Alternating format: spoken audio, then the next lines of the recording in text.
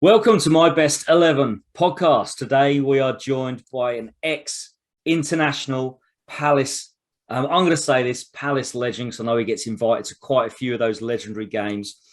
Played for Villa, QPR, Tottenham, Swindon, spent a bit of time in Spain, and as well as playing some time up in Scotland as well. Today we are joined by Andy Gray. How are you, Andy? Yeah, I'm fine, thanks, mate. You? Yeah, fantastic. Marvin, you got a big grin on your face, as ever. I'm just gonna. Are you looking forward to this one? Right. Okay. I don't know what to expect because I mean, I know Andy from probably my early days at Luton from Mitchell's, because Mitchell was good friends with Andy, Mark Bright, Ian Wright, and so I was like a bit of a younger where Mitchell sort of like took me underneath his wing and showed me the bright lights of London, and I suppose that's probably where I encountered Andy and some of the other players who were on the London scene back then. I suppose that's fair to say, isn't it, Andy? I think. Yeah, no, definitely, because you was like Mitchell's clone, because you used to wear your trousers right up to there, and you used to take your money out of your back pocket like that.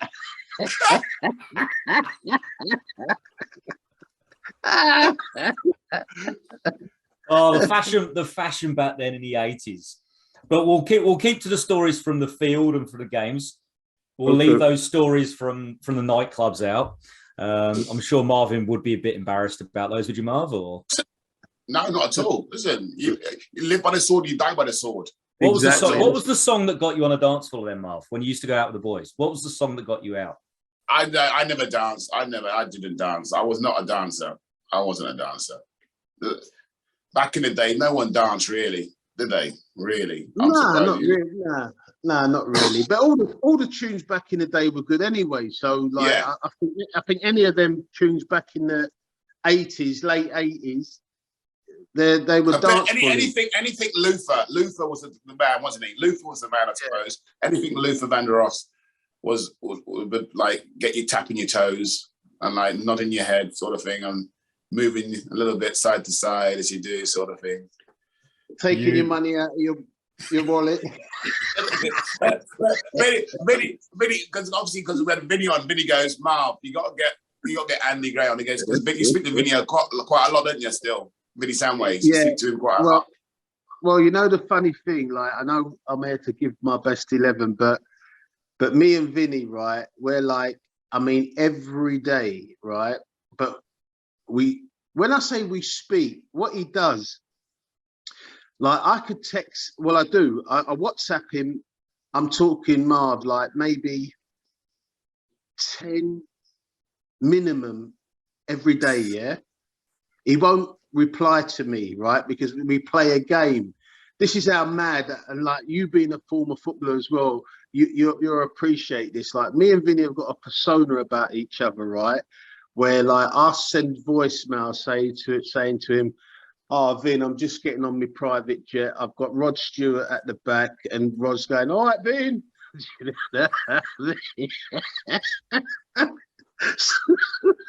So like we just got like a mad sort of like persona of each other where we sort of like take the mickey. You know what it's like? Like it's like the dressing room, but we still do it to this day. Do you know what I mean? Right. I send him mad things. He'll send me mad things. He won't. It could be like 2 weeks, right, Mark, that he won't reply to me. But I'm still constantly sending him voicemails, right? Like we're talking to each other. Do you know what I mean? It's just so mad. Reading them. You know he's reading them still. You know he's listening to them still. Yeah. So yeah, we're in contact all the time, me and Vinny. And Vinny's a blinder, absolutely. And he's so funny, man. Top guy. Excellent. So we're here to talk about your best 11 players you ever set foot on a pitch with. We're going to jump straight in and first of all look at the formation. How'd you pick the players, Andy? How did you go about doing this? Have you gone with your heart, your head? No, I'm a 4-4-2 man. Excellent. Old school 4-4-2. Yeah, I don't know about all these Christmas tree formations and Well, I don't know. I can't remember all these terminologies, what they've got, but basically, it's get the ball up there as quick as possible, and second man running from the midfield, and yeah, the goal's in the same place, the corner flags are in the same place. So yeah, You remind me of Mike. You remind me of Mike Newell.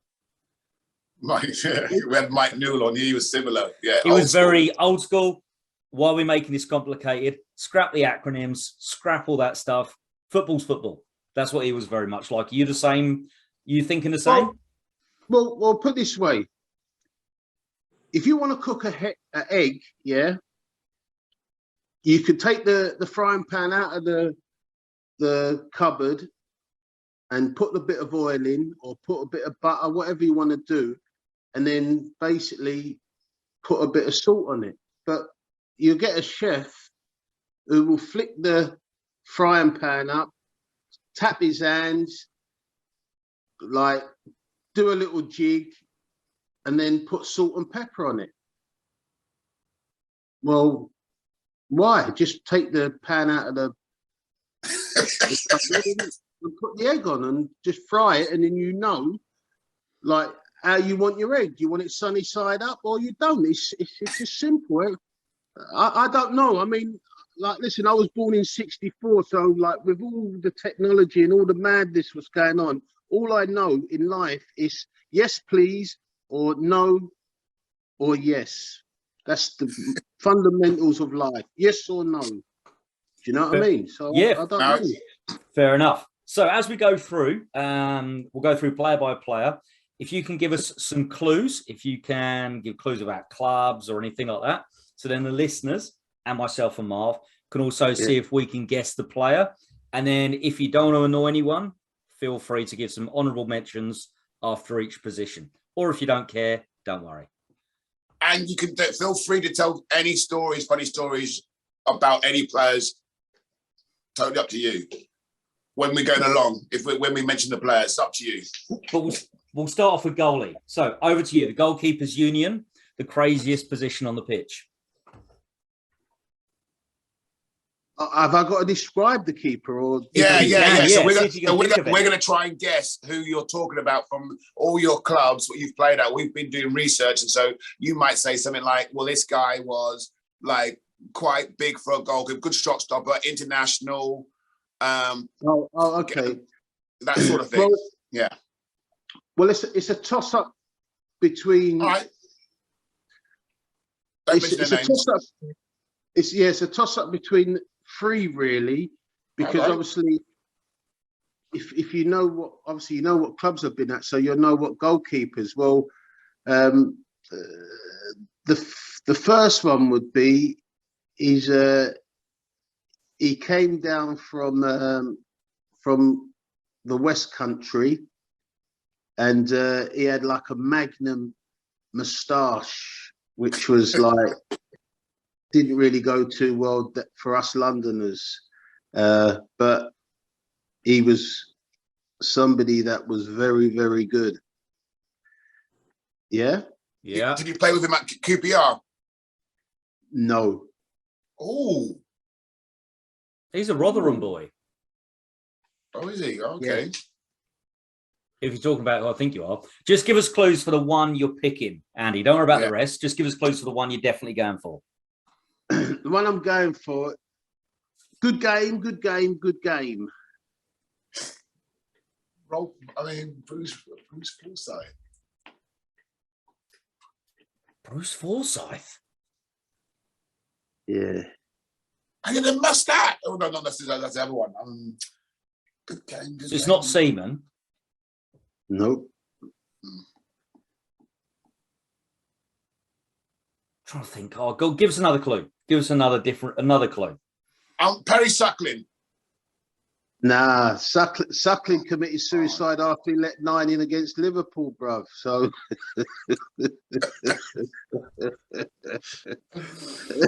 give us another clue for the other one. He come as a sub in a final which they won Ian Walker? Nah, No, Ian Walker. Ian Walker. He done all his money on what's his name's missus now? What's his name? Simon Bottle Glass Jordan. what?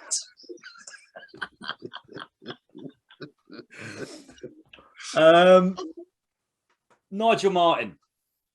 Oh, Nope. that's a good guess. I would have thought. Bloody hell! Spink. What club was you with him at? Nigel Spink. Yes. Yes. Yeah. Nigel Spink. Well done. You played with him well at a done. couple of places, didn't you? No, just the Villa. Was he not a Palace? No. Nigel Martin was at Palace. Nigel Martin, yeah. So Nigel Spink is your goalie. Awesome. Yep. What's good about Spinky compared to the rest? I mean, we mentioned Seaman. Obviously, people like Martin, Nigel Martin. Keeper. Yeah, there's some good keepers there. Yeah. Yeah. Thorsford. well, Thorsford had Butterfingers. So no disrespect to him, but lovely guy, real nice guy. He's in the media now. I've seen him a few times when I've been on my European ventures. And why I picked Spinksy was because out of the two, he was at the level what the two became, if you understand what I mean. So he already won a European Championship at that age, played from what, 81 till I played with him till 88, and he was still at Villa like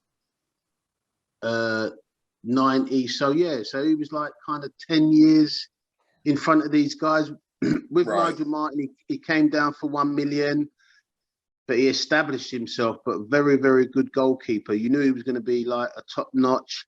Same with David Seaman. When I went there from Villa to Queen's Park Rangers, you knew Big Hands and Big Chest Man was going to be like proper. He didn't move. He didn't move so quick, but he was good goalkeeper. You know? Made it look easy. Seaman, you mean? Seaman did, yeah. He made it look easy. Yeah, I only found out the other day that David Seaman played 350 games before he went to Arsenal. Yeah. No, he that was incredible. I mean, I didn't realise he played that many before. Like, you think he was just a couple of seasons at Leeds and a bit of QPR, and then he went there, and it was kind of he was full on. That's an amazing career before you even get to Arsenal. Right. Well, yeah. Well, if you think about it, like what would have happened is like back in the day, then you had to prove yourself. It's like Marv, I tell you, people would say, like not one game, but like 2 or 3 seasons before someone would say, yeah, that's a good player. Yeah. Not like today. Do you know what I mean? Like one good game, you're on the back pages. Yeah, you're a wonder kid. Do you know what I mean? But hey, yes, no, definitely. So Spinky in goal. Let's move to defence. Let's go right back. Right back. You played with some players, by the way. When we were doing our research, there's a lot of players you've got to choose from. Yeah, no. Listen, I was fortunate to play with some very, very good players, but you know what? Right back, I'm gonna go straight into that because it's very difficult to kind of describe the right backs that I played with, and the one that comes, well, which sticks out of my mind, and he's a youngster, and you're going to think, well, why? Is Richard Shaw. Yeah, a left back playing right back. And you played centre half as well, didn't he? Sometimes, I mean, yeah, Shawsy could play centre half as well. Yeah. Did he end up? Did he end up at Coventry? Have I got the right person? Yeah. He was at Coventry. Yeah. But he came So through. Did he come through Palace? I don't know too much about Shaw actually. Did he come through Palace Academy? yeah, he came through the youth team with the CID England manager. Uh, yeah. Who else? John Solarco. So basically, they were my two kind of puppies. Like, you know what I mean? Like, they used to like stick around me, like Shawsey and Solarco. Like, and they used to, yeah, good kids, you know. But see, back then, Marv second, it is like, as a Can't hear you. youngster, you would help him, you know, you would give him advice and you'd like take a shine to him. Do you know what I mean? Where I don't think it's like that nowadays. I really don't. No. I mean, what type of thing do Yeah. you do? What I mean, obviously, as a senior player, you got a couple of kids coming through. What did you take on your role as? I know there's the normal kind of the standard stuff we know about cleaning boots, learning about routine, structure, that type of thing. But I mean, was it a case of giving them some advice and tips on when they get older, or what would you say your main role was? Well, main role was it's like a natural where, like, you know, like if you go in a group, you're not going to like everybody. Do you understand? So therefore, you would sort of like see a couple of guys and you think, oh yeah, he's all right, and then like, you know, you would give them your time, but in that you would abuse them, but then you know what I mean, Mark? Do you know what I mean? And they won't take offense for it because they know that's like you're giving them good hard love. Do you know what I mean? So it you might think, flipping hell, what's he talking about? But like what I'm saying to you, you wouldn't let them get away with anything. So when you train, and if they never pass the ball to you, you would sort of like have a proper go at them. But then the next minute you got your arm around them. Do you know what I mean? Because you sort of like saying to them, well, you should be giving it here. So basically you're showing them the right passes rather than trying like be like doing their own thing. Yeah. So you just sort of like, it's old school mentality, but nowadays I suppose they call that bullying. But to this day, Oh, but who knows what is and who knows what's banter, what's. But You know what I mean? but going back to what Andy's just saying there, I mean, on the flip side, it's like Mitchell would go and meet obviously these guys, and it became Marv, I'm going to London, I'm going like Covent Garden Market, then go for a bite to eat afterwards. You know what I mean? So that sort of thing. And I just like go along and like be there and just like they buy me food and just show me the ropes. It's just like, I mean, talk about obviously a little bit about the game and just life in general. And that was what it's like a mentor sort of thing it was. Right. You know? Okay, yeah. and then when like Mitchell's bringing Marv to like to go out and have food and that, Mitch is basically saying to him, listen, but it's like he's like saying to Marv, listen, I'm showing you all of this, but don't take the piss. You get what I'm trying to say? Correct. It's like, you still got to work hard. I'm just showing you another side. So, you know, you don't like think that you've made it because I'm a first team player and I'm taking you, but the main thing is Marv knows that there's somebody there who cares about him, who wants the best for him. So but it's not like that today. No. I don't think so anyway. No. From what I hear, you're bang on. We're going to keep going with your 11. So we'll go across the left back. Left back. Well, this one, I was in awe of him as a 12-year-old, and I was lucky enough to play with him. Not for long, but I was lucky enough to play with him. And was he an international? Was he an international? Yeah. Yep. England? England, yep. Sorry, yep. Yeah. Go on, Marvin. I mean, I didn't have him down. I'm going to say, because you said Kenny Sansom. Kenny Sampson's who I'd have gone for. Yeah, that's it. Yeah. Yep. Yes. He's been there for a while, hasn't he? Yeah, but I played with him at Queen's Park Rangers. Right. Because he was at Palace before as well, wasn't he? Yeah, that's where I knew him from when I was at school.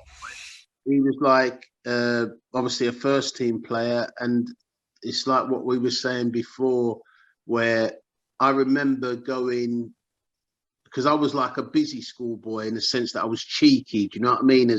Coming from Brixton, I was cheeky. You didn't have to invite me to fucking get into a man's conversation. Do you know what I mean?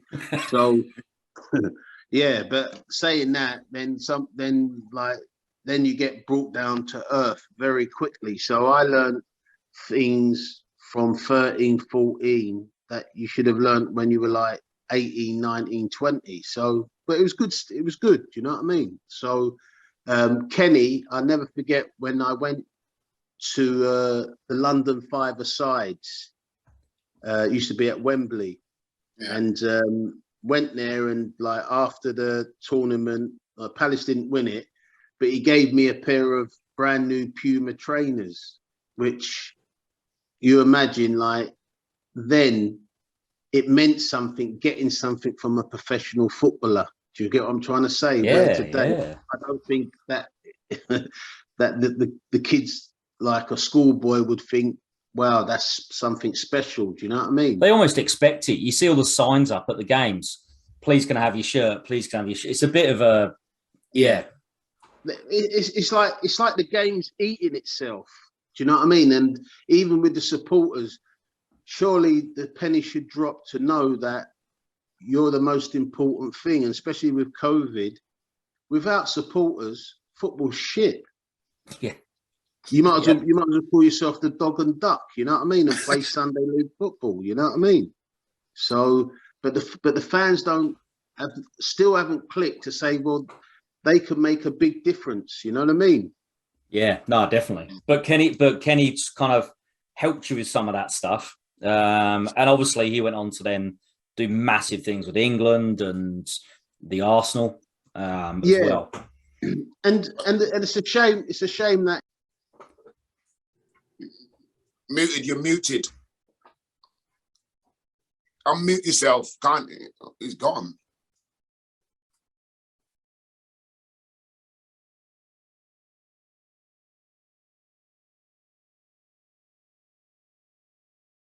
What'd you say, Marv? What happened? Huh? Is he? I bet he's probably thinking we can still hear him.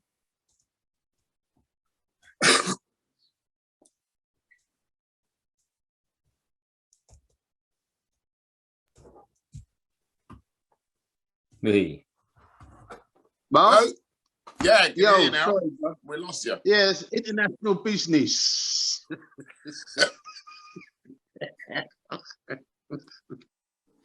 Right. Yeah, so Kenny Sampson, yeah, it's a shame with him. Like, obviously, with the drink and the gambling, he's gone, mate. Do you know what I mean? And it's a shame because, you know, I don't think the football family sort of like looked after him with all his ability, that he should have been training somewhere. Do you know what I mean? Or doing something. Because a lot of these guys, the old school guys, they need football, Marv. Yeah. They need to be around football. With me, I don't give two monkeys, you know what I mean? Like, you know what I mean, brother? Like, when you're done, you're done. You know what I mean? That's my attitude. You know what I mean? And yeah, I go to a few games and like people like not drive you mad. Like, and sometimes I think, well, what do they really want to talk to me for? Do you know what I mean? Do you know? So I play it down more than looking at it as that I need it as a crutch. Nah, not for me, bro. Not for me. But yeah. I just want to go on. I just want to jump. You mentioned earlier on about obviously being released from Palace, but like you started up. How did you? So obviously they took you back again. What's that story? How's that story going? How does that story go? It's funny, really, right? Because I was there from 11, and as I said, I was like a cheat. So I was cheeky. So everyone knew me from 11, from even that. All the pros knew me. Do you know what I mean? Because, like, you know, you go to the games on a Saturday. So anyway, cut a long story short, basically I got released, but the guy who brought me there was a guy called Johnny Griffin. God rest his soul, he's dead now. So Johnny Griffin went to Brentford with Freddie Callahan and chopper Ronnie Harris. So I signed apprenticeship there, but obviously Brentford is in near Chiswick, or Chiswick, and like I'm in Brixton. So I used to have to take a bus, which was a 37. And anyway, I used to come in late. And you know, back in our time, like you're late. If you're late, you're in trouble. Do you know what I mean? It's like madness. But I done really well there. And they said to me, if you come late one more time, because me and Terry Rowe used to come late all the time. When I used to stay at Terry Rowe's in Shepherd's Bush, we still used to come in late. So anyway, this one day, like, I've got on the bus, and like the buses weren't the best back in the day. So anyway, I knew I was going to be like 5 minutes, 10 minutes, safe, not even 10 minutes, maybe 7 minutes late from the bus stop, right? So I creep through the flats, right? Because there was some flats where you can walk through, which would get you at the back of where a pub was. And then you can then like get at the back of the stadium so they wouldn't see you walk through the main entrance, right? Anyway, I get caught. They say to me, that's it. They sent me packing. Do you know what I mean? At 16 and a half, I was devastated. So anyway, didn't do anything for about 6 months. And then I started playing football with my mates, who were much older than me. And they all were working for the TV Times magazine. So they used to play at King's Cross on a Tuesday. And I used to like it, right, after a while, because it used to be exciting. When we used to drive back, all the girls at King's Cross used to be lined up. And so you'd have a laugh and a joke with them, like, you know what I mean, when you're driving by them, do you know what I mean? It's all cleaned up now, though, right? So anyway, so a lot of them played for Corinthian Casuals, which was like the most oldest professional amateur side in the world. Do you know what I mean? Obviously, they're linked with the Corinthians in Brazil. So basically, I was like playing on a Tuesday, and then on a Thursday, I would be playing for Corinthians Altonians. So they would like play. Well, they play like at Oxford, all round, like just like all like old-fashioned games and that. And then Martin Tyler was playing for the vets, the TV commentators. So I was playing for the TV commentators. So if you go back, I'm going back 1982.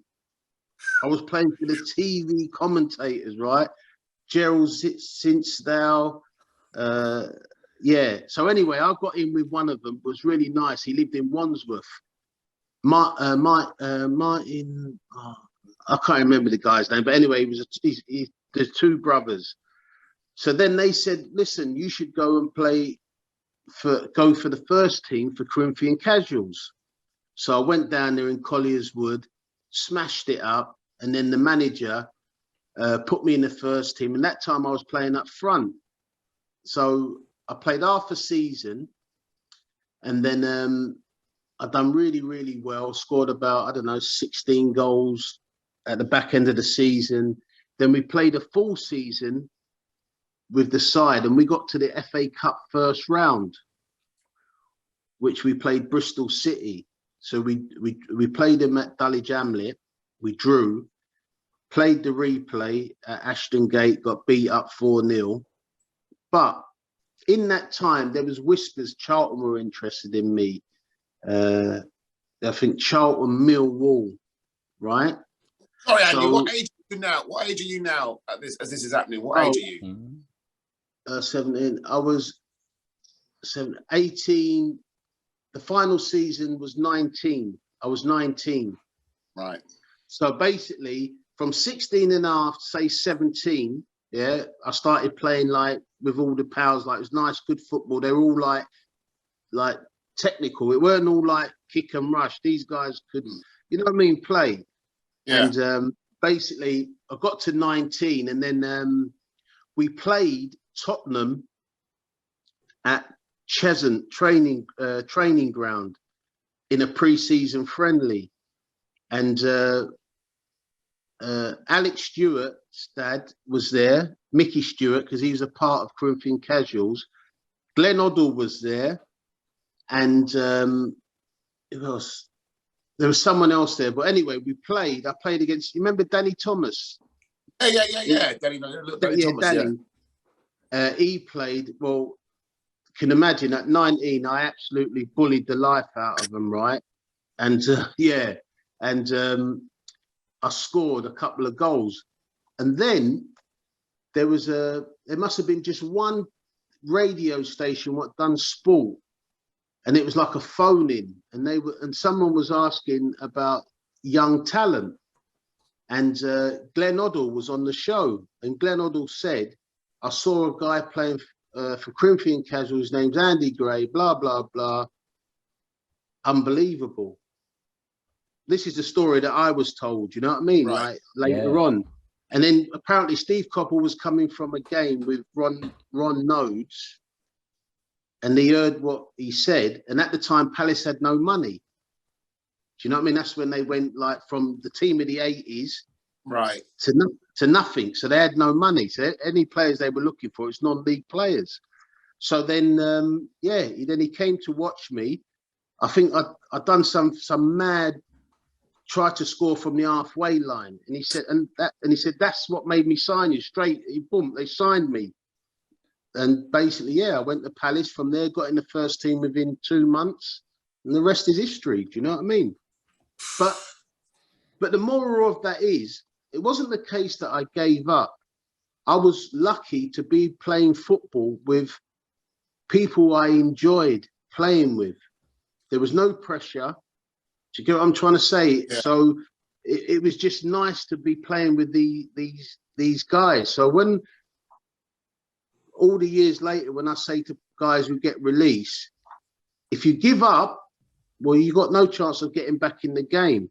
But if you go and play, and now obviously non-league football's more refined now, isn't it? It's where they can get a living, and it's more professional than back in my day. Because back in my day, it was like you'd be having like a packet of crisps and a fag before the match. You know what I mean? Do you know what I mean? So it's completely different. But the moral is, you never give up, regardless of whatever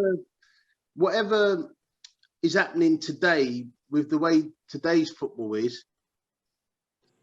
You still can go back to the old ways, and basically, if you're fitter than somebody else and you're willing to go further than somebody else, then it doesn't matter how good he is. If he ain't got the ball, he can't do you damage. Do you know what I mean? So you know the terminologies of it. Excellent. Awesome story, and it's a great message. I totally agree with you. So we're going to move to centre backs. Over to you, Andy. Whichever one you want to do first. Centre back, he looks like he looks like one of them apes, and he pulls the most horrible faces, and he's the most nastiest person that you wouldn't wish to play against when he's in that mood. I'm just going to throw a name out there, Neil Ruddock. Yeah. No. Oh, that's what I was going for as well. I agree with you, Marv. All right, I'm going to go for the other one then. Martin Keown. Yes. At Villa, wasn't it? Was it at Villa? Yeah, but with Martin, right? Martin was one of them guys who had asked everybody, how much do you earn? What did that cost you? What you got this on? Why are you wearing this? Why are you wearing that? He was just the most. But do you know what? I don't even think he ever. I never. No. Let me rephrase this. I don't think I ever saw him in a group. It was like he would be in. He would be like, say, if I was sitting with Gary Thompson and Tony Daly, he would come over and he would just irritate you with the shit what comes out of his mouth, right? And then he would go. So I don't think he has. I don't think he's got any mates, Martin. Seriously, I don't. Even up to today, when you even see him on TV, the way you can just see, his eyes and the way he looks. Oh, yeah. But as a player, unbelievable. But as a person, nah. I wouldn't have him round me, Gaff. I know that. That's the God's honest truth. But as a player, yeah, I'd have him in the trenches with me all day long. Yes. Oh, definitely. Was he like that in training? Was he a bit? Yeah. Was he always at it? The rash. Yeah, the rat. Yeah, the rat. Everyone would have. You would have to have a fight with him. It wouldn't be a day where somebody's like squaring up with him, because the way he played is the way he trained. Yeah. And I remember the famous one against Van Nistelrooy where he gave away the penalty, didn't he? And then he fully fronted up to him after it was saved. If you remember That's that him. one. That is Martin. That is it. The geezer, 100%. You know what I mean? And if you look at him, the way he done it, like I was just laughing to myself, because like you think, yep, that's Martin. Do you know what I mean? So it wasn't him. That's just his character. That's just him. Interesting. So next to Martin Keown, have we got somebody who you would invite Randy Gaff or not? Yeah. Yeah, he another classic, long-serving player, and basically he's won the big prize on the European side, not the World Cup side. Oh, that's thrown me. That's thrown me as well. Oh. He's won the prize of the European side, but not the World Cup side. Do you mean internationally or do you mean club? Club.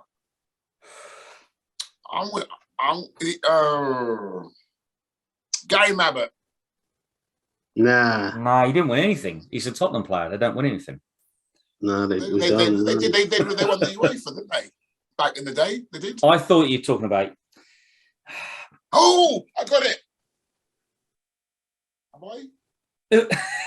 Sol Campbell. Nah, not the Mamba. Nah. No. Did Paul McGrath win it? When did he play at Villa? No, I didn't play with Paul McGrath. Yeah.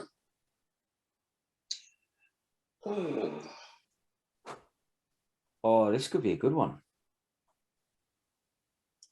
He won. What club was he with him at? Villa. Derek Mountfield? Nah, not him. And when he's at Everton, Villa. Oh no, the Villa's done me. Centre half at Villa. Oh, I'm going old school now. Alan Evans. Yep. Yes. Oh, Marvin. Yeah, he was. He had it all. Strong, good leader. Had time for you. Yeah, I learned a lot from him, and I'd put him, and I think Martin Keown learned a lot from him as well. So, yeah, it would be Alan Evans, top man. Yeah. I mean, when you were at Villa, you played obviously in training and things like that. Who would you rather come up against, Keown or Evans, in training and therefore in matches? Who would you rather be up against? Do you know what? I was one of them players. It didn't bother. Yeah. It didn't bother me Yeah. who I come up against because but but I haven't got that persona off the pitch. You get what I'm saying? I was different. Like people sort of like when they back in the day would say, "Oh, we thought you would be like sort of like arrogant and this." I said, "No." I said, "When I walk across the white line, I'm a different animal. So bring it on." It's like it's the environment you're brought up in. So I know bad boys. I know. So what I'm saying to you, it's like you're going on their field. You got to be like them. So no, Yeah. nah, I Not a don't worry. care. Nah, no worries. No, because enough times me and Keown was gonna fight, even when we was abroad, like on holiday. You know what I mean? I'm running linen in like 90 degrees, like, and this guy's like taking the mickey out of me linen what I'm getting from Covent Garden. Do you know what I mean? So he's kind of dissing my gear, and I've got the right gear for the right weather. So you know what I mean? I'm not backing down. Fabulous. Awesome. Awesome. So what we're going to do is we're going to pause it here and have a quick ad break. And then when we come back, we'll have Marvin's quickfire 60 seconds and the rest of Andy's My Best 11. Awesome. So if you want to go nip to the loo, you can. Yes, if you want to go to the loo, you can. When we come back, it's just like quick fire questions, Andy. You just like it'd be things like VAR or no VAR. You just answer Okay. VAR or just quick fire. All right, no problem. You ready? Well, you still. Oh, so quick fire, go on. Go on. Go on. What you say? Go on. Because you're in the States now, aren't you? I'm in the States, yeah. I've been here for 10 years. What you coaching college kids now? No, they call it travel soccer. They call it soccer as well. I'm coaching at a club where we've just recently in the last year brought our own facility. So we've got like 4 turf fields. We've got offices. We've got a bar, restaurant. I mean, it's literally like a non-league, like those youth teams you used to play for as a kid. I used to play for on a Sunday league. It's like one of those teams, but now they've just grown and got like their own complex. Literally, it's mad. Wow. It's literally mad how because a lot of the kids here, if they're good at a sport, they go to play and get scholarships. And so football, soccer, as they call it, is one of the big sports which they go to school in the day, come to us in the evening for 5 days a week and train, and then on the weekend we play games against different teams in the state, and then you play eventually tournaments, and you go to different college showcases, and these college coaches come out and watch these kids and say, yeah, like him, we'll give you a 4-year scholarship at one of the top universities just because you can play football and you get all your education paid for. I know. So yeah. Wow. Cool. No, different world, different way of doing it. Different world. Yeah. Good. All right. Sweet. Awesome. Yeah. You ready? Yep. Yep. Welcome back to the second part of Andy Gray's My Best 11. So far, Nigel Spink, Richard Shaw, Kenny Sampson, Martin Keown and Alan Evans. I'm going to hand straight over to Marv for Marv's 60 seconds. All right, Andy.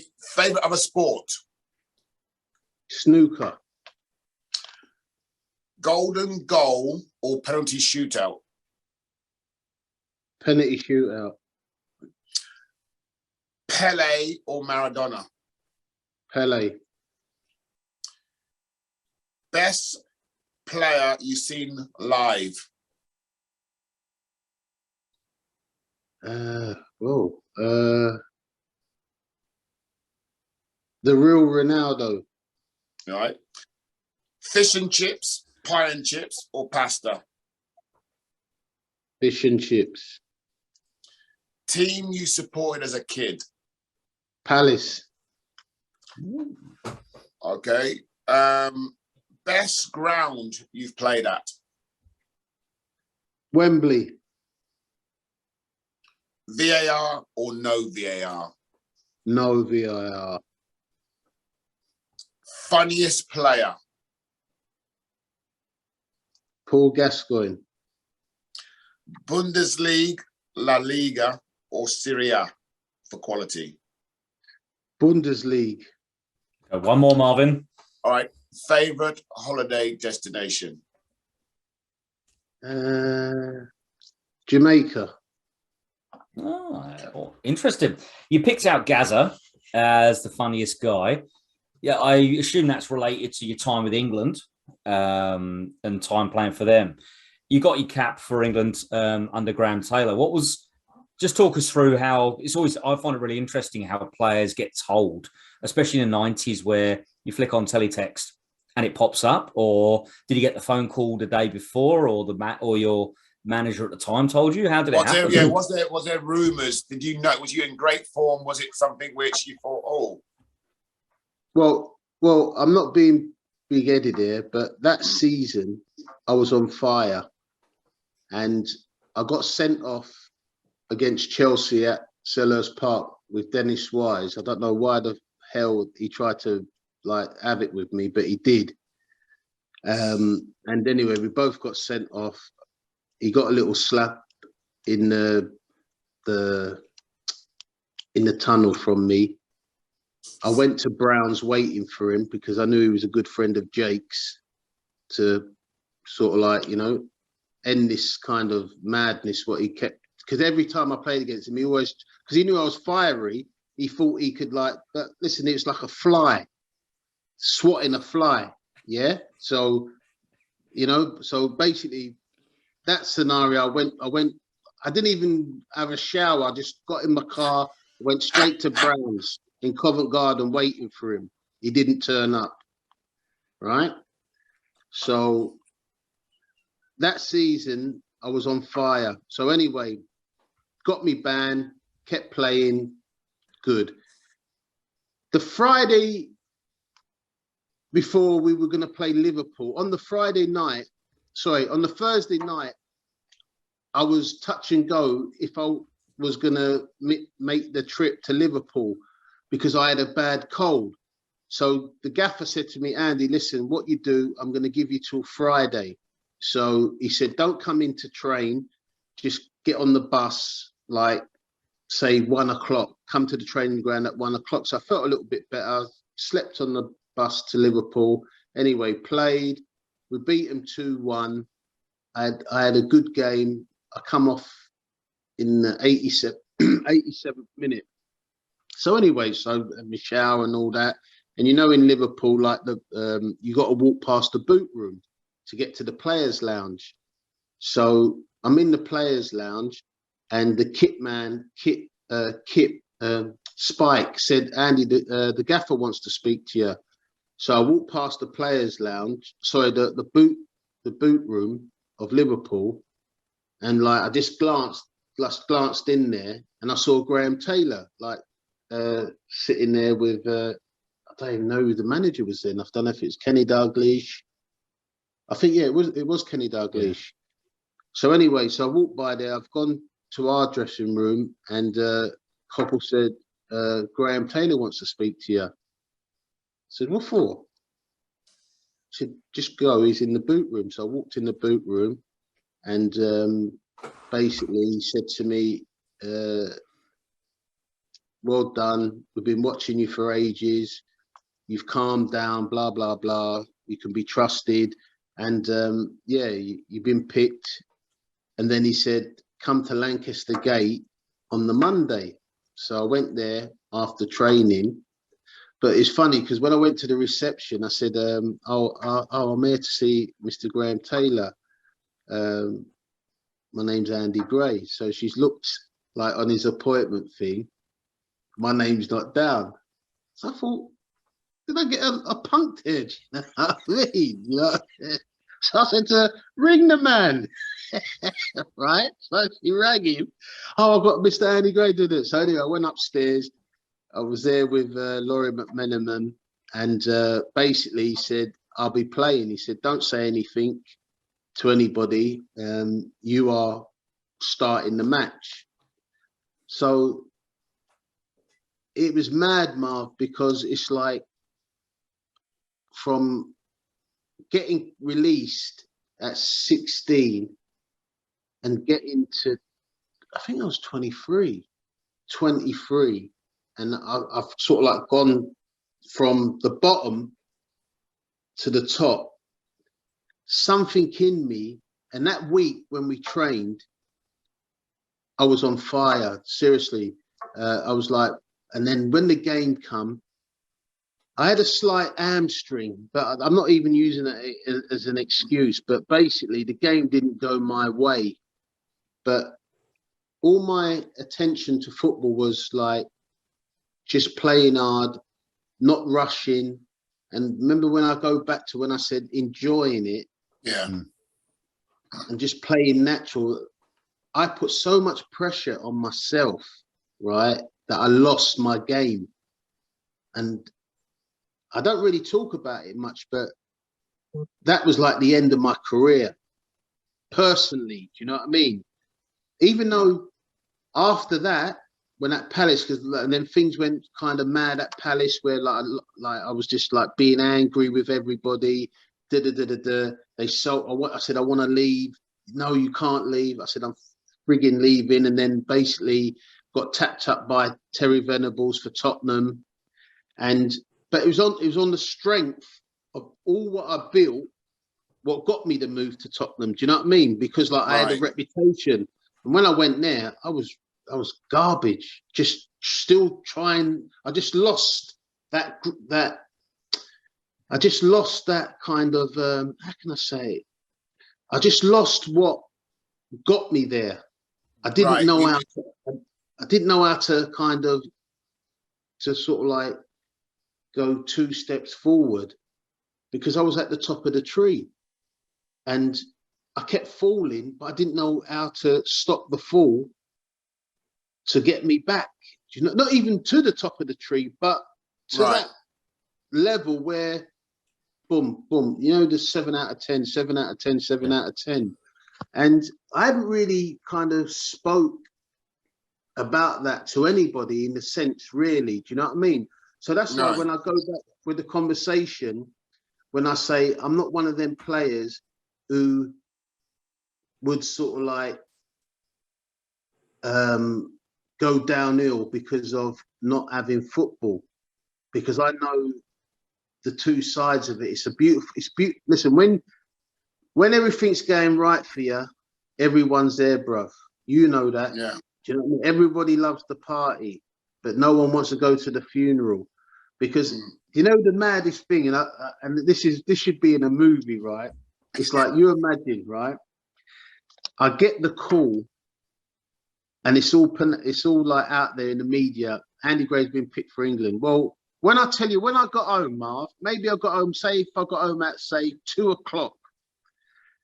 From 2 o'clock until it got dark, the phone kept ringing. So if like Marv rang up, oh, congratulations, Andy, boom, all right, boom, down, ring, ring, ring, ring, ring. Marv, it was mad, absolute mad, right? When the game didn't go so well for me, and when I went back home, that phone, bruv, if it rang 4 times, I was lucky. I hear you. And I mean, and it's interesting to hear you speak about that, and thank you for speaking about it. I mean, you say the fun. Remember the fun you enjoyed, because you was 23. Maybe you couldn't switch the light back on to think, you know what, F that.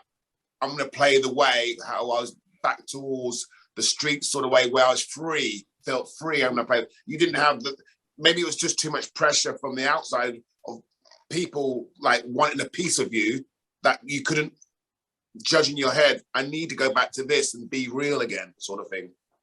No, absolutely. And I mean, like, I criticize psychologists and all that, but if I would have had somebody to sort of like sit me down and say, Andy, what are you driving yourself mad for? At the end of the day, you got to the top of the tree. You got to the top of the tree naturally. You didn't like get there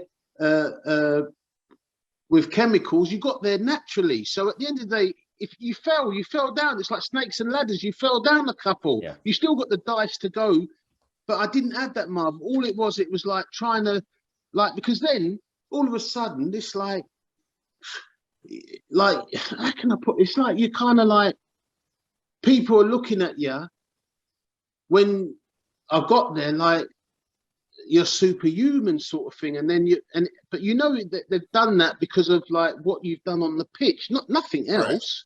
Right. And then all of a sudden, when it kind of went a bit kind of north, like you're thinking, I wonder if they're judging me where I shouldn't have. Where now I don't give a monkeys, you know what I mean? Yeah. Like, but I wish I would have had that then.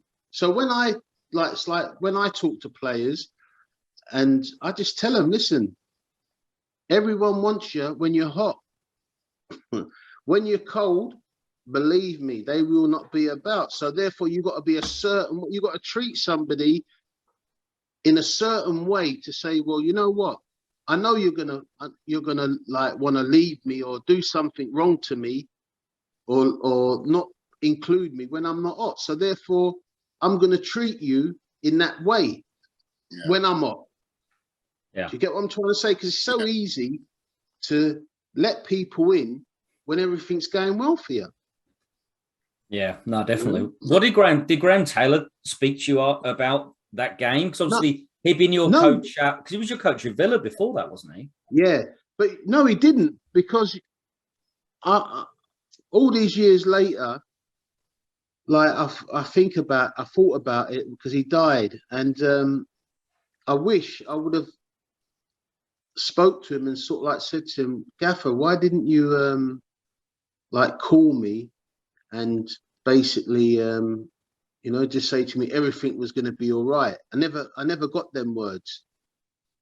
And I understand when players go off the rail and they drink, they take drugs and all that, but you got to have an inner strength to say, well, if you don't get them words, you can't drink or take drugs or do mad things to sort of like get them words through going into mad scenarios. You know what I mean?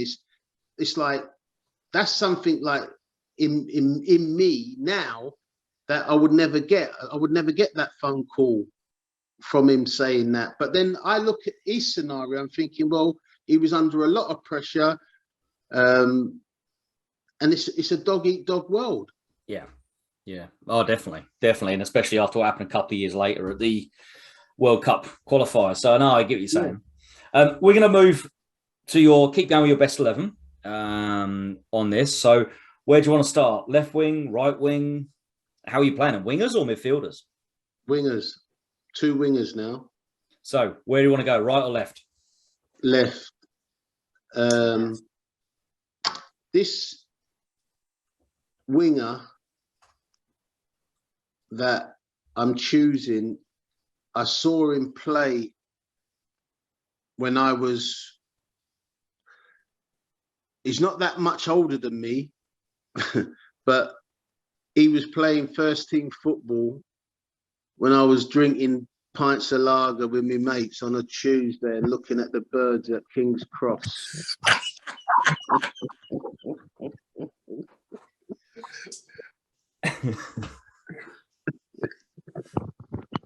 I'm trying to think now how old he is. I'm just going to throw out Andy Sinton. Nah, man. Okay. Sinton was mostly in the pub with me because he. Andrew, go on, Andrew. Say your one. Who are you thinking? How old was Salako? He's younger, isn't he? He's younger. Not Salako. No. Trying to think who else was wingers. Was this at your Palace days? I assume, yeah. Nope. No. Ooh. Oh. So he was older than you, though. Maybe by a couple of years. Couldn't have been more than 2 years. But he played first team football very, very early. I'm going to throw in Mark Walters. Yes, Wally Waters, quality player. I mean, yeah, they talk about today's play, but he had everything, you know, had everything. I mean, he used to have a party trick where the goalkeeper would kick it from a goal kick, and he would do a Cruyff from out of the air. Just mad skills. And he went on from Villa to Liverpool. He went He was Liverpool, yeah, wasn't yeah, Liverpool. no, but no, was it somewhere else before? He went from Villa. I don't think he went straight to Liverpool from Villa. Did he not? I'm not sure. I know he was at Rangers. He went to Rangers, didn't he, as well? Yeah, he went to Rangers, but proper player. And funny enough, the first night when I stayed on the Friday night, he come to introduce himself because he was basically injured. And yeah, he's one of the first ones to sort of like welcome me to the club, you know, went out of his way to come to the hotel. So yeah, Mark Waters, proper. I'm funny enough you saying that, Andy, about the trick about the Cruyff. I think for me, I think when I watched Match of the Day, I mean, everyone knows who Cruyff is, but I think Walters was the first person I saw do a Cruyff on Match of the Day, and that was my little. I used to go out and try it when I was playing in the county, the school teams, and he was the first person I saw. Whoa, I like that. It's sort of like running away in one direction, he's turned, and everyone's gone that way, and he's gone that way. And I thought, oh, I'm going to use that one. He was the first person I saw do the Cruyff. Yeah, that was his party trick. Mad, it's mad skill. Like it's coming like from Mars, the ball, and boom, it do you with the Cruyff. Like unbelievable. Fantastic. So who's on the right wing? The right wing. Do you know what? I'm struggling for a right winger because You go Spursy. You gone Spursy? I mean, I can think of one. I don't know. I can think of a young kid at Spurs or a couple of young kids at Spurs. What, who played at Portsmouth? No. Not Nicky Barn. I'm not talking Nicky Barmby. No, you're talking about Darren Anderton. Darren Anderton, I'm thinking of, yeah. No, Darren struggled at Tottenham, and he'd be the first to tell you that I was one of the first to put my arm around the guy and sort of like, and he did become a great player in the end. But at the beginning, his confidence was shot. I mean, he used to have like some skinny bird and like he used to run the roost, you know what I mean? And like, you know, one of them country boys, you know what I mean, that get a first little taste and like is in love and yeah. But he lodged her after they dropped. Do you know what I mean, Mark? Yeah. She got the wayside. I'm struggling on a right winger, you know. Seriously, because Daly? Nah, Tony wasn't. No, Tony was a poor man, Mark Waters, and then Tony became good late 90s. You know what I mean? Where Tony kind of. Players you play with at the end of your career, Timmy Cahill from out this way. Nah, but Timmy was one of them old-fashioned get in the box late, and the game changed, and it changed to his sort of, because he never really done no defending. Tim, it was like get in the box late, didn't really have any responsibility, so he was a hybrid of a Stuart McCall who used to play for Bradford, Glasgow Rangers, and Everton. Yeah. So he was like. You've got mute. You unmute yourself again.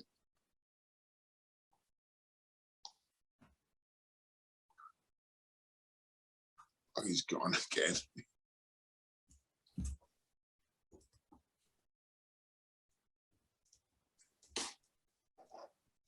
I think it's whenever he gets a phone call. Right. Making a few notes on this one. Oh, we got sound back. Marv? Yeah, we're here. Yep. Yeah, we're good. Yeah. What about? I was gonna say, what about?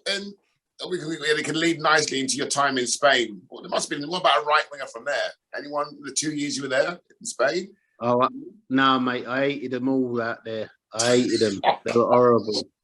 You was there for 2 years, and why stay there for more than 6 months? Then? Because it's Marbella. Oh yeah, no, because the pesetas was quite good back then. Good exchange rate.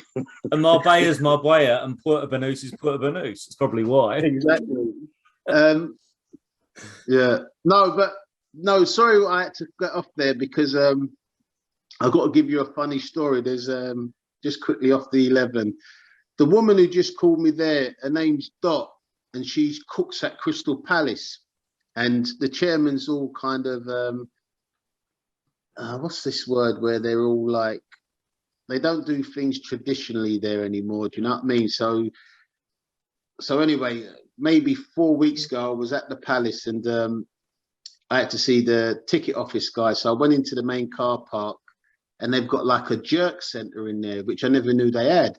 So anyway, so I'm there, the guy's eating the jerk chicken and it's like, he's not eating it properly. Do you know what I mean? He's supposed to be sucking the bones and he's leaving bits on the bone.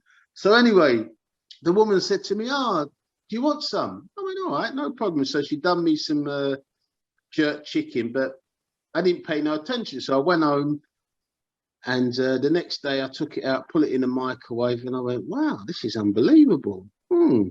So anyway, a couple of weeks ago, I was there again. So she said, "Andy, can you get me some tickets for Man United Palace, like the last game of the season?" I said, "No, not a problem." So she said, "Oh, I'm going to do you some food." So she done me the food. It was unbelievable. So anyway, she's texted me on Monday and she's gone, "Andy, come in Tuesday and I've done some food for you." So anyway, I'm there waiting, but the food was so like, it's incredible, the cooking. So I'm there, but so now my taste buds is clucking for her food. So she's had me on toast. So I'm waiting there. So I'm ringing up my mate and he said, "What are you doing?" I said, "I'm just waiting at Crystal Palace. I'm about 30 seconds away from when she calls me." I said, like, but we were joking that, you know, when the planes circle, yeah. I said, "Yeah, I'm circling the ground in the airplane." He said, "Make sure she don't like make you run out of fuel and like it's 7 o'clock and you're still waiting there." Well, I was there for an hour waiting for this woman. She didn't ring me or nothing. So anyway, in the end, I thought, no, I can't be sitting out here like a madman. Do you know what I mean? Waiting for my food. I've gone into the ground and I've gone to security. I said, "Where's Dot?" He said, "Andy, she left 2 hours ago." So basically, and then she rang me about 8 o'clock at night, said, "Oh, Andy, I'm really sorry. I had to go to the school and pick my kids up, blah, blah, blah." So like now she just rang me, do you know what I mean? So I'm thinking, she come now. So yeah, so that's got the food woman. So crazy. Awesome. So right winger, we haven't got anybody yet. Yeah. Right. No, I won't say him in case you're chucking him elsewhere in the team. No. Eddie McGoldrick. No, Eddie didn't perform until we went to. In fact, do you know what? I will give it to Eddie because I'll tell you why. Because when we all left, he became a superstar. Eddie McGoldrick at Palace, and then he got the move to Arsenal. Yeah. So I think he needed me, Righty, and Brighty out of his ears because I think we threw a lot of F's and B's at him, you know, and C's. So yeah, I would give it to Eddie McGoldrick. Yeah, I'd put him there because he done really well for the Republic of Ireland as well. Yeah. Yeah. Yeah, a bit of a strange move for him when he went to the Arsenal. Obviously, George Graham and Graham moving away pretty quick. It kind of stalled his career a little bit, didn't it, for a little while? Yeah, but Oh, and then he kicked on again. Yeah, but Marv will say sometimes it's better the devil you know. Yeah. At football club, at football teams, you know, the grass isn't greener on the other side, and it really isn't. I mean, do you know what? If I was really honest with myself, which I am all the time, I should never have left Crystal Palace, because that was something what was embedded in me from 11-year-old and loving being there. And like for them, like some days they would like say, "What are you doing here? You shouldn't be here." And it's one of them, like, you know, I grew up there. Do you know what I mean? And like being there with all the players like Peter Nicholas, Jerry Murphy, Vince Allaire. I mean, Vince used to hate me when I was a kid because like I was so cheeky, and like he's from East London, I'm from South London. He was maybe 3 years older than me. He didn't have time for me, where someone like Terry Fenwick and Peter Nicholas did. John Burridge did. Do you know what I mean? I used to stay at John's house. Do you know what I mean? So yeah, I mean, if I really look back and be honest with myself, I should never really have left there. But in them times, people would treat you like you was something off their shoe. You know what I mean? And like you had to prove, like, and the only way I proved to them was by they always used to say, "No one's going to take you. No one's going to take you. No one's going to take you." You know what I mean? Just to put you down, but you're putting in 10s for them on a Saturday. Do you know what I mean? And then in the week, they're abusing you. Yeah. Because you know what I mean? And then all of a sudden, when you hear of a side wanting you, you think, all right, no one's going to want me. I'll show you. So that's when like basically why I left, because basically I had to prove to them. And then obviously they brought me back. And then I left again, and then they wanted to bring me back again, and I said no. Do you know what I mean? Where really and truly, I should have said yes. And you know who took my place at that time was Paul Stewart. Right. The old Everton. And then no, he went to Liverpool after that. Yes, he did. Yeah. So that revived him from. He went to Liverpool, and then Alan Smith wanted me to come back. I said no. Then Paul Stewart. They got Paul Stewart from Liverpool, and he done really well, and that kind of revived him back. And I think that's when Stan Collymore was at Nottingham Forest. That's the year where he smashed it. Yeah. Right. In is it Championship? No, it's called. Whatever it was in Division 1. It was, yeah. First division or second division? Under Frank Clark. Yeah. Frank Clark, yeah. So sometimes, you know, you can make moves that are not right for you and can be detrimental for you. Do you know what I mean? Because it's a mind game, football. It's a mind game, you know? And like if you're set in your ways and you've got it's like Tiger Woods at one stage, the geezer was doing madness and like all different birds and that. And well, the stories they were saying, he was doing it on tournaments, whatever. And as soon as he got caught, he lost his power. So you'd have thought, well, you better get back on the old Pornhub. You know what I mean? I don't know, but yeah. Anyway, we're going to move to central midfield. So who's in your central midfield? Some cracking players. Well, I'm going to go to we spoke about this one, the Geordie man. Yeah. Yeah. Has to be in. If anybody's even been in the same room, I think he goes into their best 11, to be honest. Yeah. Well, you know who it is anyway, so I say it's Paul Gascoigne. I played with him for the under-21s against Scotland, and Dave Sexton was our manager, and it was just seriously, it was just a pleasure. All I was doing was like winning the ball and giving it to him, and he was just running through. And basically, Venner said that's why he signed me, because I was at Villa at the time, and that was mad how I got the call up for the under-21s. Graham Taylor's come round my flat at 7 o'clock at night before, on a Tuesday night it was. He came to the flat and he's knocked the door, and my girlfriend at the time's answered it. And I said, "Who is it?" She said, "It's your manager." I thought, what have I done? You know what I mean? Because obviously I've got a bit of I've got a bit of a reputation to keep up. You know what I mean? So I'm thinking, what have I done wrong? So anyway, he's come in and he's gone, "Andy, have you got your passport?" I thought, passport? Because you'll need it, because you need to go to Nottingham Hotel, the Swallow Hotel in Nottingham, whatever, and join up with the under-21s. So I said to him, no, because I just moved to Villa, so maybe 3 months before. So anyway, I had to drive all the way to London the same night, all the way from Birmingham to London, from London to Nottingham. Then right to the hotel, had my sleep. Do you know what? I think I was sharing with Martin as well, because no one would share with him. So basically, I was in Martin. So anyway, we've trained in the morning.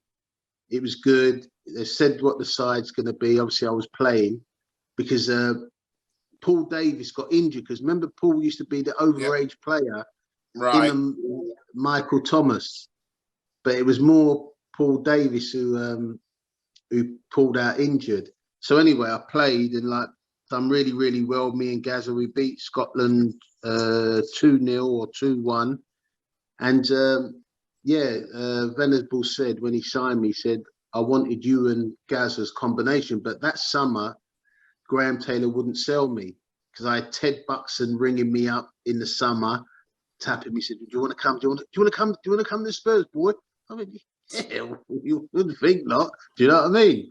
So and then obviously a few years later, then I did eventually go to Tottenham via Palace. Yeah, and then you were under some other people like Ozzy Ardiles down there.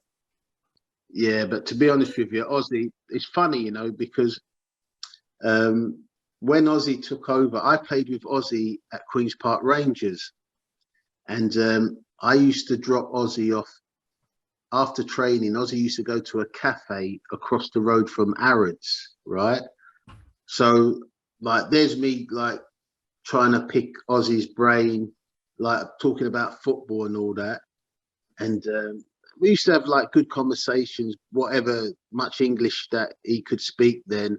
So anyway, when he became manager of Tottenham, I'm thinking, well, I'm sweet here. Do you know what I mean? Like, I got on with him at Queen's Park Rangers, blah, blah, blah. He just went the opposite with me. Do you know what I mean? He just sort of like put me out to pasture. But eventually I won him over because his favourite was Vinny.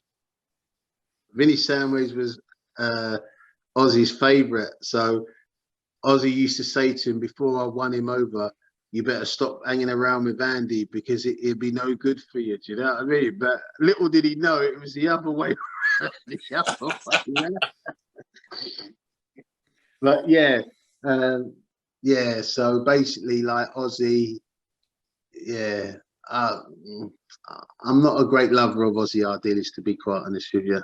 Do you know what I mean? But what a great player he was, Ozzy. Do you know what I mean? So I can't take that away from people. If they're good at something, then I'm sort of like championing them to the top. But as human beings, if they're rubbish, I'll tell you that they're crap. You know what I mean?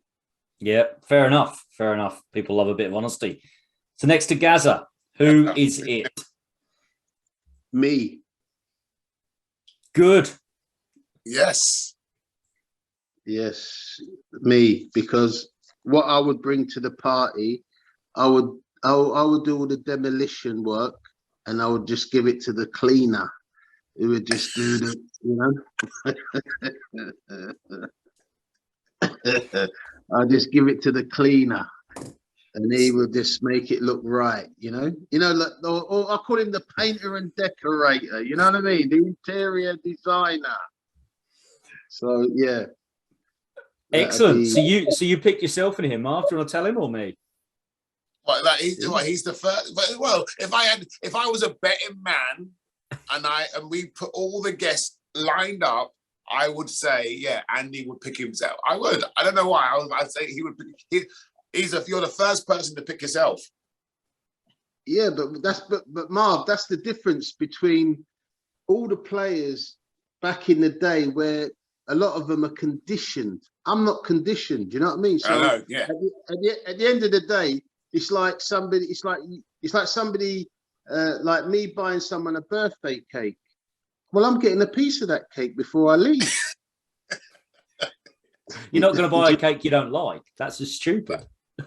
No, that's not the point. It's not about about a cake I don't like. The point is, if I buy you a birthday cake, right, and if you're not cutting that cake, I'm staying at your house until you cut that cake. Yeah, fair enough. Fair enough. And the team around you with Mark Walters, Eddie McGoldrick, and Gaza, the combination, from what I've seen when you played, it would be fantastic to play with. Yeah, because I could take a lot of the load and like do a lot of damage and a few of the opposition to let my guys do what they're best at. Where did you prefer to play? Like you said, you played up front for a while, and you've also played obviously mainly in central mid. Where was your favourite? You know what? I class myself as a footballer, a professional. I was a professional footballer, so basically I could play out wide, up front, midfield. I could play centre half, but my angles wouldn't be. I would need somebody orchestrating me. Do you know what I mean? Yep. Left back, no. Right back, no. So I would class myself as a football player who could play football in multiple positions. Where I think that's frowned upon because they use the label as utility. Nah, it's not utility. It's like, if you're a plasterer and you can do brickwork, you're a builder. Yeah. Do you know what I mean? You can do more than one job. So you're a builder. But there seems to be a bit of stigma attached to it in football. Yeah. Especially in the modern day world as well. Yeah. You know what I mean? Listen, if someone calls somebody a utility player, I would say, don't use utility, call me a football player, because if you're asking me to play multiple positions, ain't that good? And you can do it as well. Yeah. You can play them positions well. No, definitely. So up to the strike force up front for your 11. Who are you picking up front? I'm going for a big man. And he was the original bad boy. Soft as a kitten off the pitch. But when he played, hard as nails. Didn't get it, and to be fair to him, he didn't get a lot the maddest props that he should have got. Was this at Palace? No.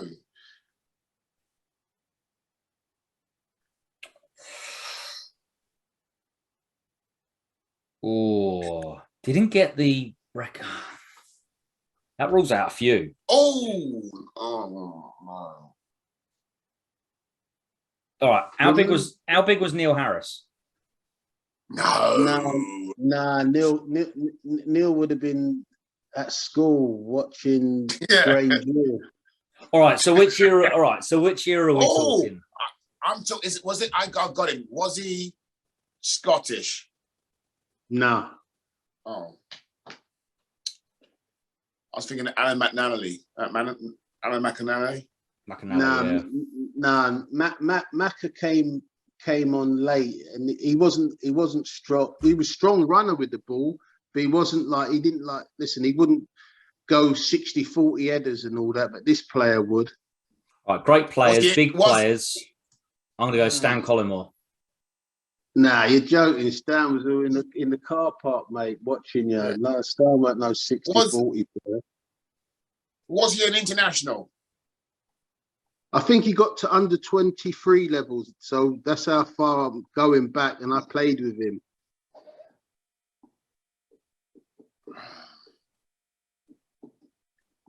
Under 23 levels. And it wasn't a Palace? No. Wasn't Tottenham. Wasn't Queen's Park Rangers. Oh. It was Villa. Yep. Oh. Big man. It's the big man thing that's totally done me. But we've got to think back to the times with like Gordon Cowans, them times, is it? Gordon Cowans, Tony Morley, Gary Shaw. No, that's a bit before. Too early. No, he did play with Shawsey, yeah. But he did play with Shawsey. And he played not Birtles, Gary Birtles. No. He played for 3 Midland clubs. Nah, Mal. 3 Midland clubs. Give me the other clubs, the other Midland clubs. Coventry and West Brom. Well, not Big Cyril. No, not C. I was going to say C. God bless him. I mean, because he's at Villa and Coventry and West Brom. West Brom, yeah. Nah. No, you've done us. You've done us. Go on, Andy. Hold on. Villa, you said yes? Yep. West Brom. Yep. And Coventry. Yeah.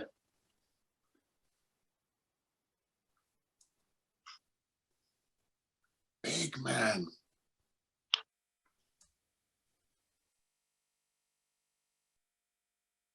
No.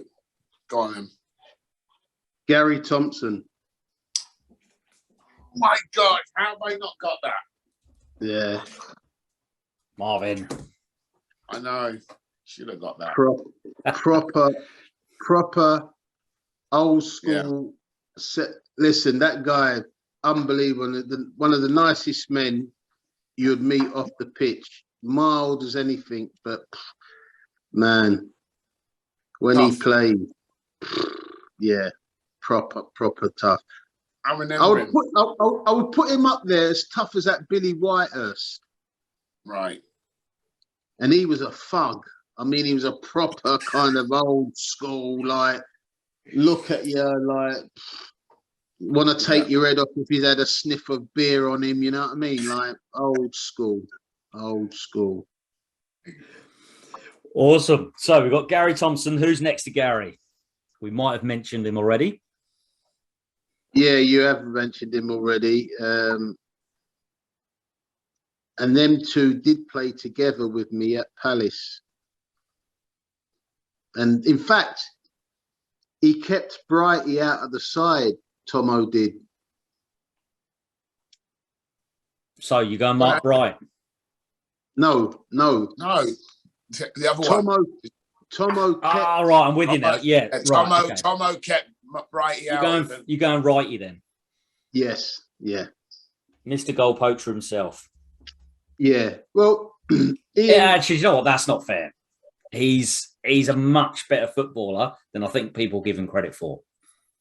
No, Ian had a lot. Ian was a great striker. He could score goals. He was brave, and if you wound him up, then that's when the best came out of him.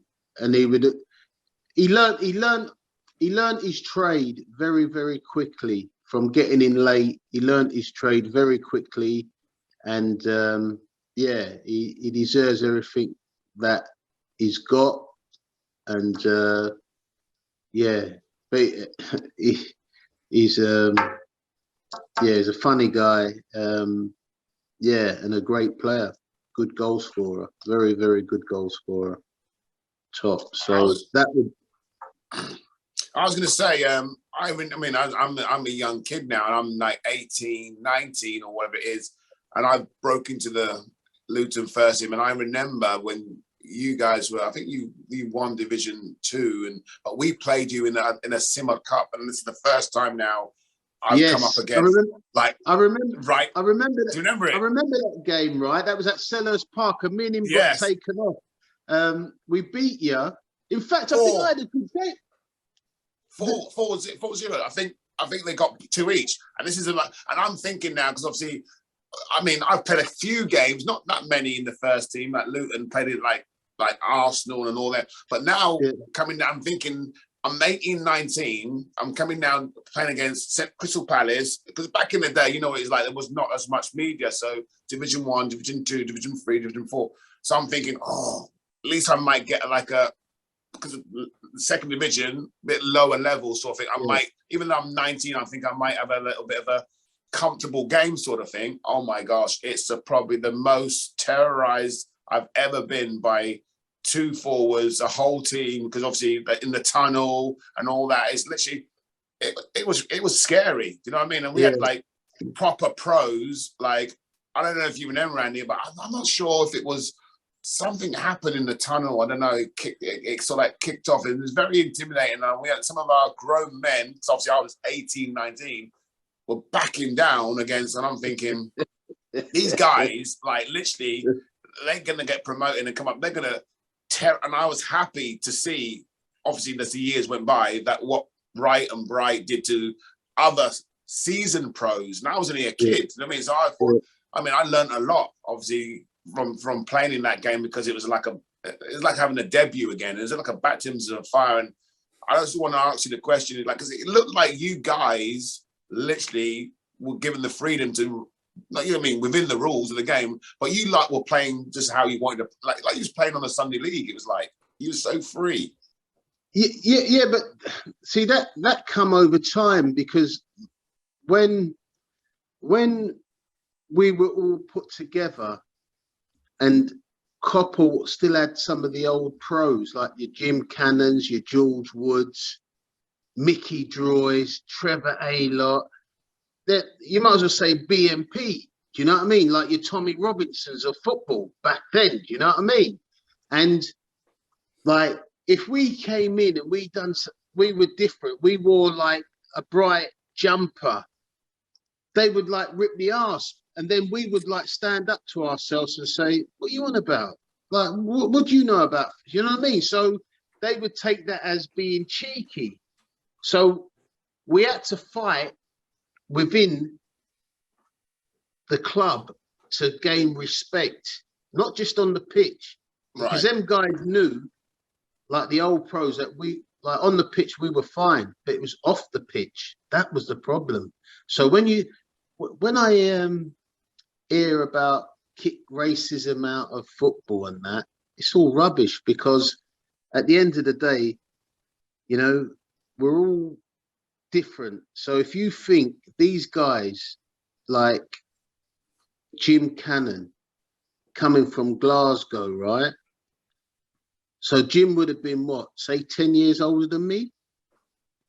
So what's he know about sort of like young cheeky black guys? You know what I mean? Like, he don't know nothing. All he knows is what he knows. So and they feel intimidated. You know what I mean? So you've got Trevor Aylott coming from the East End of London. Do you know what I mean?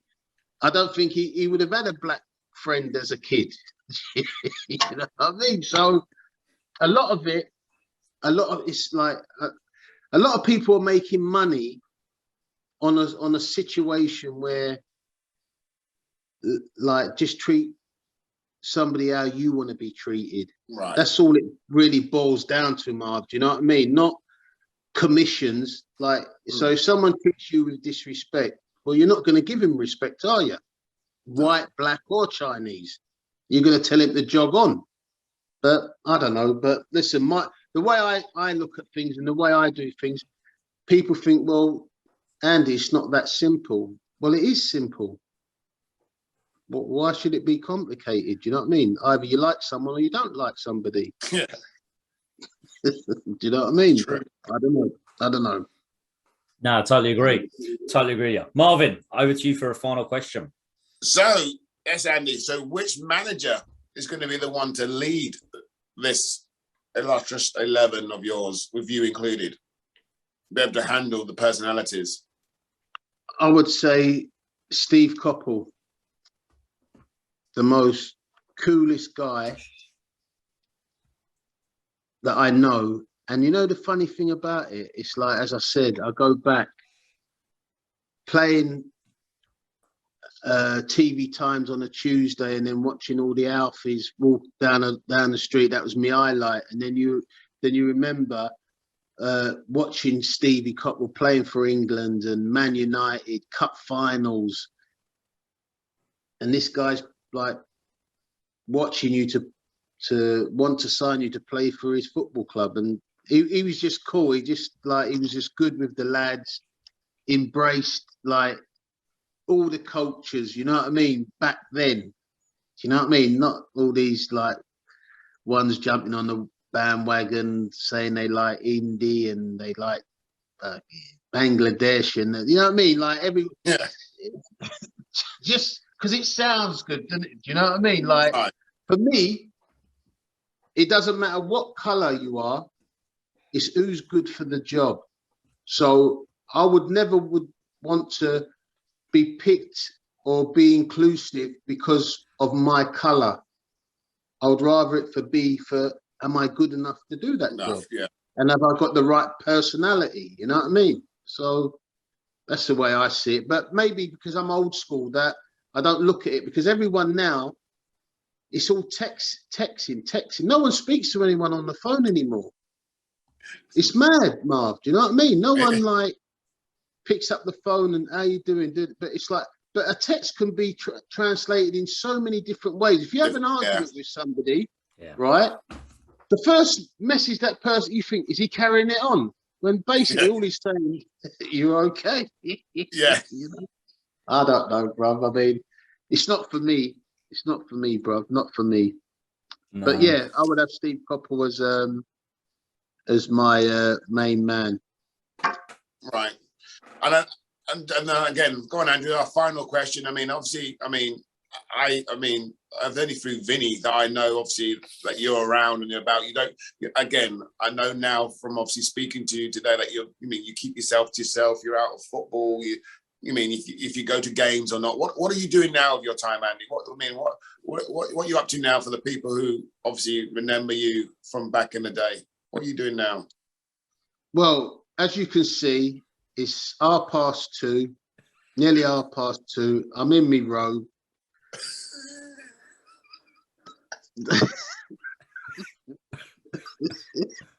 Cost of living. Cost of living is very, very high. So basically, I live for the day. I live every day as it comes. I'm happy. I'm content. As I said, a lot of things in my life is everything's inside. So when I go places or I do something or I meet people, I'm content because like I've done everything that I've ever wanted to do. And with football, as you know, Mark, it gets you to beautiful places in the world. You get to go beautiful places, see beautiful people, and then you take that in and you look at it and you go, I've had a good life. So to answer your question, I'm independent. I'm an independent man. Get up when I want, go to bed when I want, do what I want. That's quality. That's it, bro. Yeah. Right? No, fantastic, and that's a great message to finish the podcast with. Of just be yourself and be happy and be content with who you are.